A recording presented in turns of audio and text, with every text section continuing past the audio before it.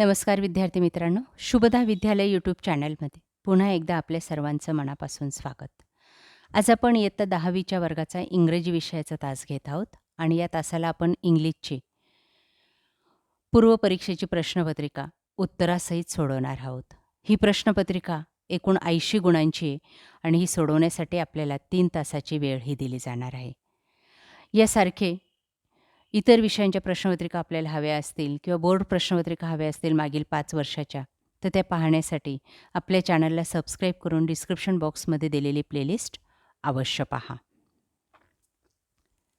इयत्ता 10वी English question 1.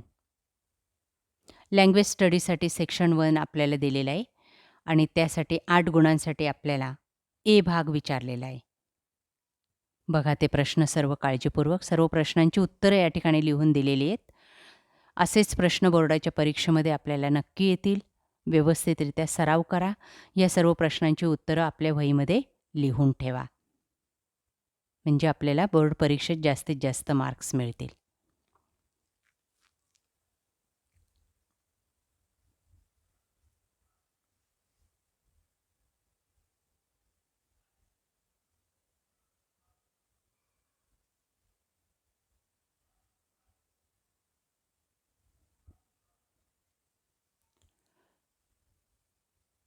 त्यानंतर बी भाग.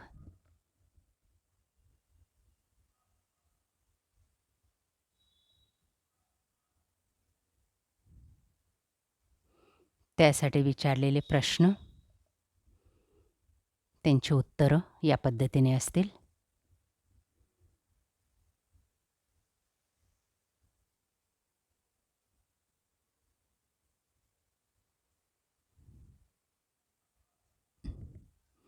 त्यानंतर सेक्शन 2 क्वेश्चन नंबर 2 10 गुणांसाठी हा प्रश्न आहे.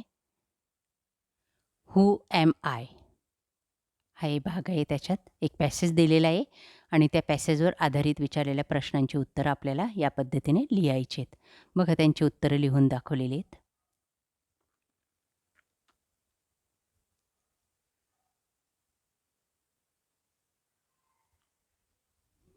त्यानंतर A2मध्ये आपल्याला 4 वाक्य दिलेले आहेत. त्यांचा क्रम लावायचा आहे पॅसेजनुसार.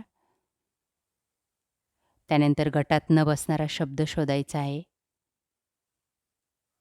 सूचनेप्रमाणे वाक्यामध्ये बदल करायचा आहे आपल्याला. पुढच्या 4थ्या भागात आणि 5व्या भागामध्ये पर्सनल रिस्पॉन्ससाठी प्रश्न दिलेले आहेत. ते दिलेल्या ॲक्टिव्हिटी आपल्याला कंप्लीट करायच्या आहेत. क्वेश्चन नंबर 2B भागामध्ये आपल्याला कंप्लीट द ॲक्टिव्हिटीज. पहिल्यामध्ये आपल्याला चुकीबरोबर ओळखायचे दिलेली विधानं पॅसेजच्या आधारे किंवा पाठाच्या आधारे.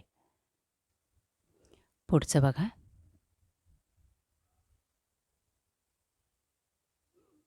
व्हिडिओ थांबवून पॅसेजचं वाचन करा.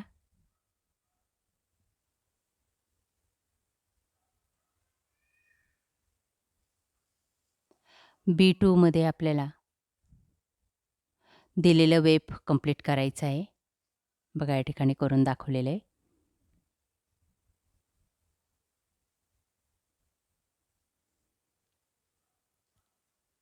B3मध्ये आपल्याला अचूक शब्द ओळखायचा आहे.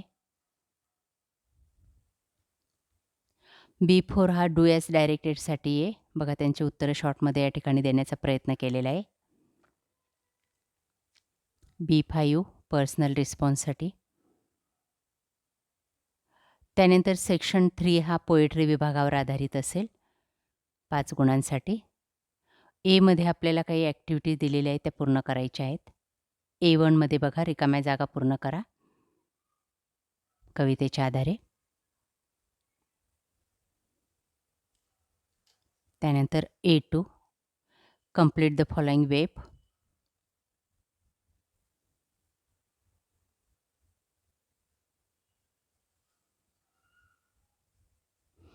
A3 रॅमिंग वर्ड लिहायचे आहेत.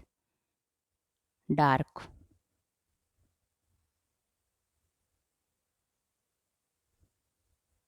क्वेश्चन नंबर 3 बघा 5 गुणांसाठी एक पोएम दिलेली आहे आपल्याला. ती वाचून त्यावर आधारित आपल्याला विचारलेल्या प्रश्नांची उत्तरं लिहायची आहेत.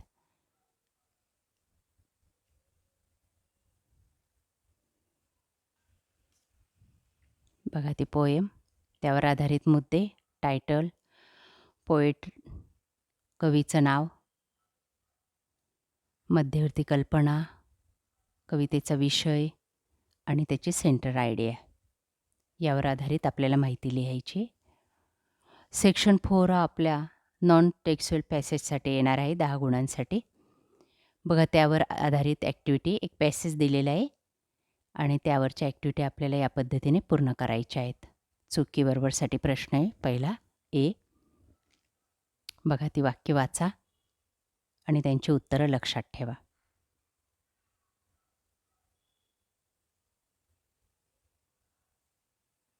A2 मध्ये आपल्याला दिलेली वाक्य पॅसेजच्या आधारे कंप्लीट करायची आहेत. अतिशय सोपा प्रश्न आहे. ते वाक्य शोधायचं आहे आणि त्याच्या पुढची ओळ लिहून टाकायची. त्यानंतर मॅच द कॉलम, ए आणि बीच्या फक्त जोड्या लावायच्या आहेत.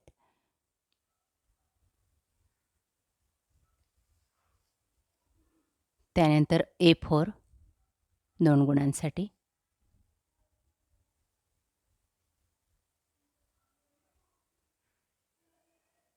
A5 मध्ये आपल्याला पर्सनल रिस्पॉन्ससाठी वाक्य कंप्लीट करायचं आहे. क्वेश्चन नंबर 4 बघा, दिलेली समरी पूर्ण करा. सेक्शन 5 मध्ये रायटिंग स्किलसाठी आपल्याला लेटर दिलेलं आहे एमध्ये 5 गुणांसाठी. काही मुद्दे दिलेले आहेत, त्यांचा वापर करून आपल्याला ते लेटर कंप्लीट करायचं आहे. डेट दिलेली टाकायची आहे.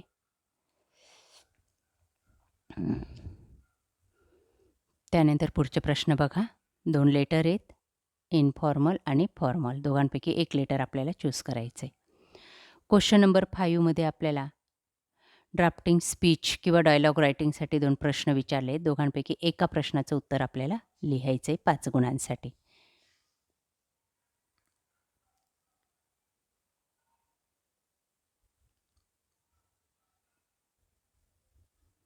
बी भाग, कंप्लीट द डायलॉग, या पद्धतीने पूर्ण करा.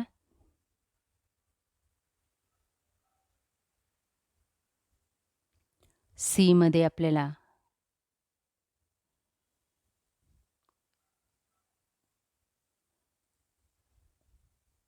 तीन शब्द तयार करायचे दिलेल्या शब्दावरून. ड्राफ्टिंग स्पीचसाठी B2 दिलेला आहे. काही माहिती दिलेली आहे, त्यावर आधारित आपल्याला संवाद लिहायचे आहेत.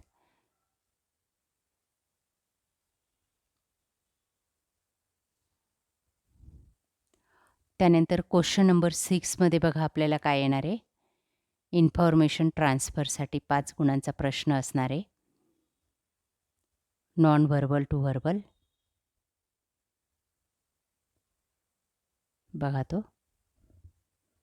याचं उत्तर पाहण्यासाठी आपल्या चॅनलची इंग्लिशची प्लेलिस्ट पहा. त्यानंतर A2 व्हर्बल टू नॉन व्हर्बलसाठी दिलेला प्रश्न.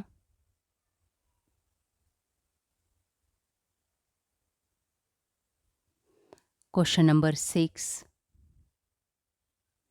News report, explain the theme यासारखे प्रश्न आपल्याला या ठिकाणी कंप्लीट करायचे आहेत 5 गुणांसाठी. त्यालाच ऑरला प्रश्न आहे, स्टोरी कंप्लीट करायची, डेव्हलप करायची दिलेल्या मुद्द्यांच्या आधारे. त्यानंतर लास्ट सेक्शन 6 स्किल डेव्हलपमेंटसाठी 5 गुणांचा आपला 7वा प्रश्न असेल ट्रान्सलेशनसाठी. त्यात आपल्याला 4 शब्द,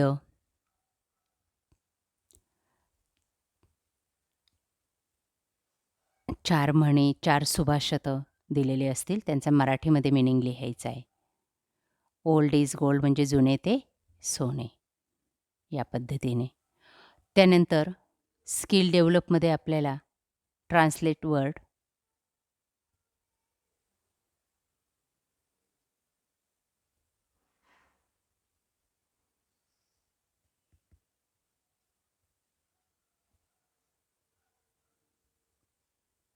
तोच प्रश्न पुन्हा या ठिकाणी दिलेला आहे. दोघांपैकी एक प्रश्न तुम्ही सोडवला तरी चालणार आहे.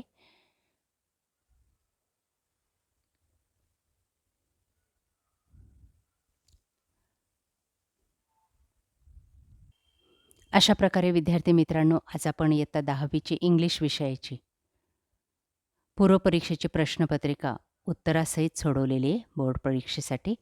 यासारख्या इतर विषयांच्या प्रश्नपत्रिका पाहण्यासाठी आपल्या चॅनलला सबस्क्राईब करून बेल आयकॉनवर क्लिक करा. Thank you.